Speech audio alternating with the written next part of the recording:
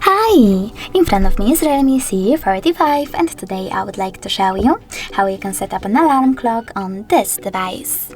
Firstly, you need to find clock and tap on it. Then select alarm at the bottom left corner if it's not already on and tap on this blue plus icon. Now you need to set up an hour and choose OK. Then tap on days of the week that you wish to set up, click on add label and label your alarm however you wish to. Then you need to click on OK.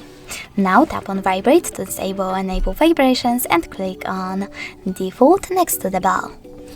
Over here you need to click on one of those melodies to tap on to set up the best one for you, like that one, and go back. But you can also click on this pen icon, choose add new and pick music from your smartphone if you want to.